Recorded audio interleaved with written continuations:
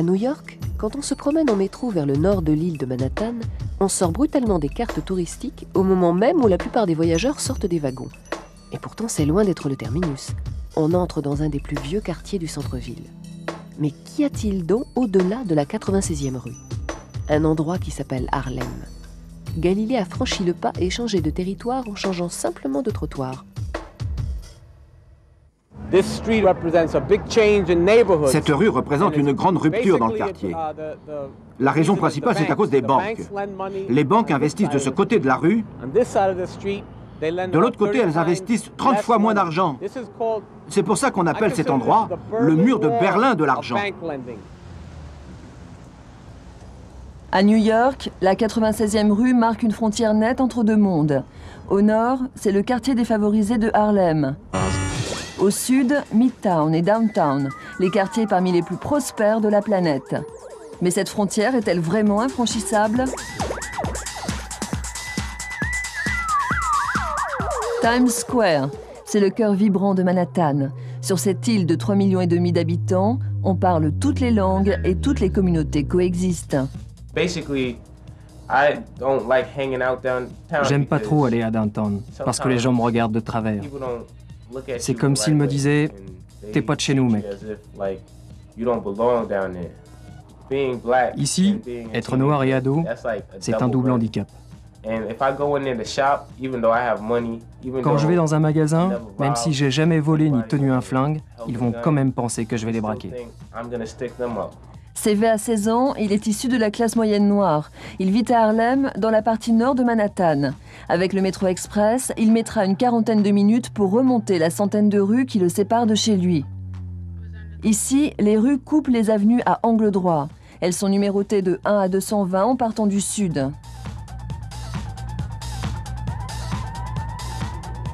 La station de métro 96e rue n'est pas une station comme les autres. Les rames se vident de la plupart de leurs passagers. La 96e rue, c'est là que commence mon quartier. Mon coin, c'est entre la 96e et la 145e. Je vais pas souvent plus bas que la 96e. J'ai rien à y faire, à part pour acheter des fringues.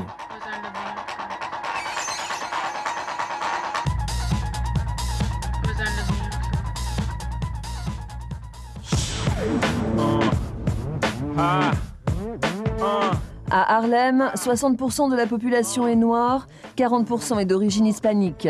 C'est un des quartiers les plus pauvres des États-Unis.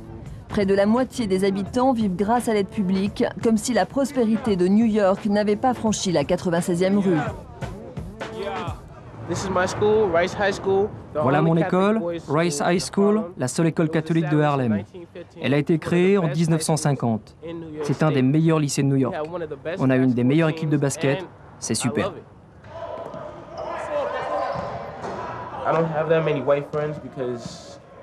J'ai pas beaucoup de copains blancs, parce que dans le coin, il y en a pas beaucoup. Mais j'ai pas mal de copains latinos et plein d'amis blacks. Il y en a 2 qui sont philippins. Mais des copains blancs, non, il y en a pas dans mon lycée. Je crois qu'il y en a 2 dans mon école de musique. Je me sens pas très proche d'eux. Je crois que c'est parce qu'il y a comme une petite frontière.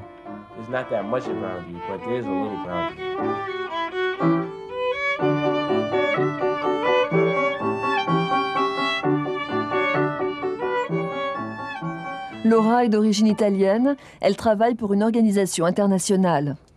La plupart des New-Yorkais ont peu peur d'aller à Harlem. Il y a cette image un peu de peur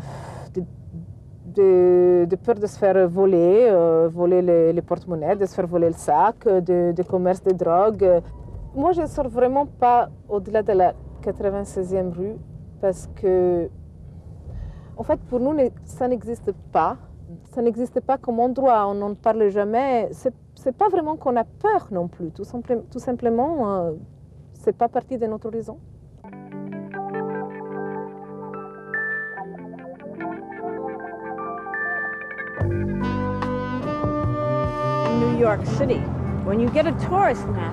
À New York, quand vous achetez une carte touristique, Harlem n'est pas représenté. Pas représenté du tout. Vous pouvez voir, Harlem disparaît au fond, et de l'autre côté, c'est pareil, il n'y a rien. C'est pour ça qu'on a décidé de créer une carte d'Harlem, qui commence là où les autres s'arrêtent.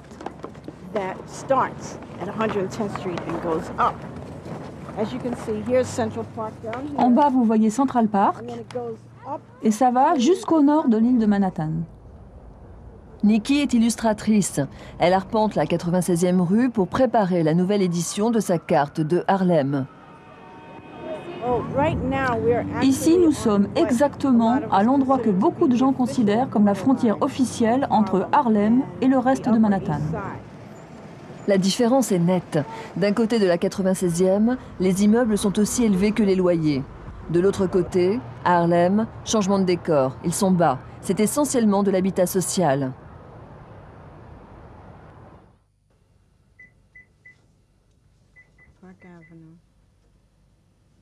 Nikki travaille avec Reggie qui s'occupe de la commercialisation de la carte. Tous deux sont très impliqués dans la vie de leur quartier. Il y a longtemps, les magasins de souvenirs du centre-ville disaient « On n'en veut pas des cartes de Harlem. Qui va acheter une carte de Harlem ?» Maintenant, ils en veulent tous. Il faut comprendre que Harlem est encore dans l'île de Manhattan. Ça fait partie du cœur même de New York. On n'est pas loin du centre et du quartier financier. De plus en plus de gens veulent vivre à Harlem. Il y en a même qui viennent des banlieues pour s'installer ici. C'est vraiment très bien situé.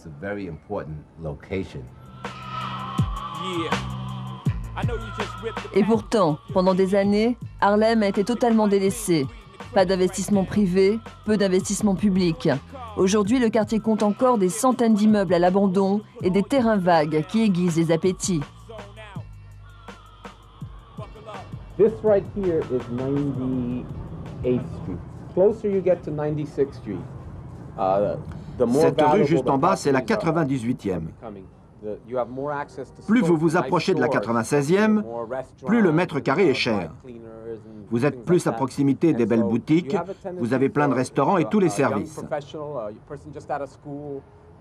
Dans ce coin, ce sont des jeunes cadres qui viennent s'installer dans leur premier appartement. Ils vivent là, dans ces blocs, juste en dessous. Quand vous allez au-delà de la 98e, 99, etc., vous rentrez dans le cœur de Harlem. Et là se trouve la plus forte densité de logements sociaux des États-Unis. Quand ces immeubles disparaîtront, si un jour on les détruit, il y aura les bases d'un profond changement du quartier.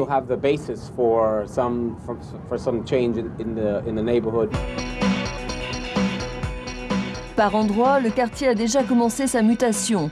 Ici et là, des maisons et des immeubles typiques de Harlem sont réhabilités, des résidences sont construites. Certains blancs commencent à s'y installer.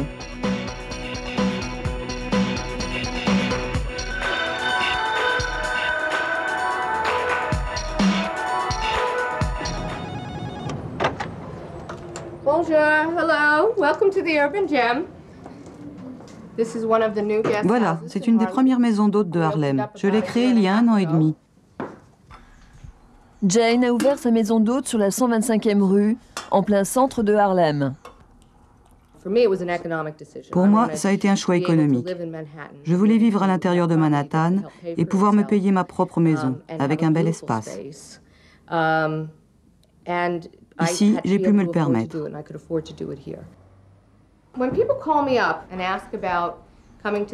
Quand les gens m'appellent pour venir loger ici, la première chose que je leur demande, c'est s'ils savent où ça se trouve. Pour beaucoup, ça n'a pas d'importance. D'autres me demandent, est-ce que c'est pas dangereux? Et quelques-uns me disent au revoir et merci. Ils raccrochent parce qu'ils ne veulent pas loger à Harlem. Je crois que la barrière psychologique est encore très forte. Mais petit à petit, les choses sont en train de changer. La pauvreté a reculé, la criminalité a chuté, et c'est devenu un quartier aussi sûr que partout ailleurs dans Manhattan. En venant ici, moi-même et quelques autres, je crois qu'on fait reculer les frontières. C'est la renaissance de Harlem. Romantic, gain the world, yet lose his own soul. J'aime Harlem parce que ça devient de plus en plus mélangé. On a de meilleurs magasins.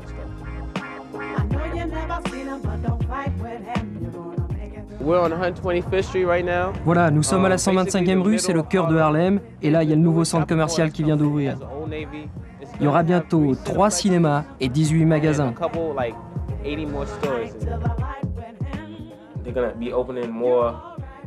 Tout ça, ça va donner du travail aux jeunes comme moi. Ces nouveaux centres commerciaux, c'est vraiment génial.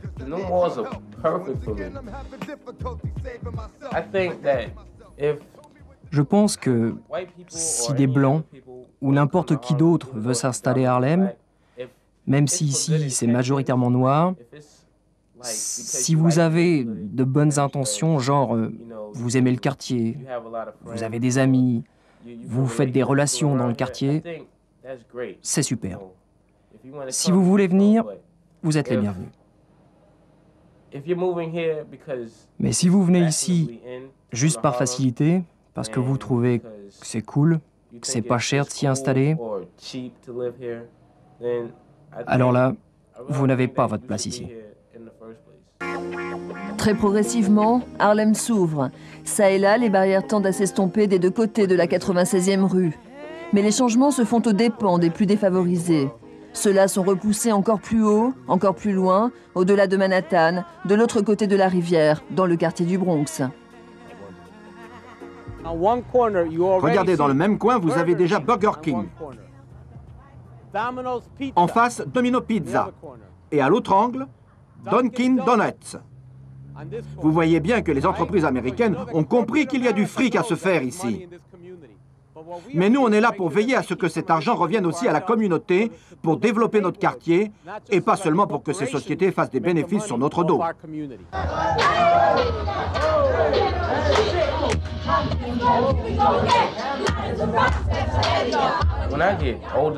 Quand je serai adulte, je veux rester à New York. J'aime Harlem. Je pense pas du tout m'installer à downtown. Vraiment. Même si je deviens riche, je me vois pas vivre ailleurs qu'ici.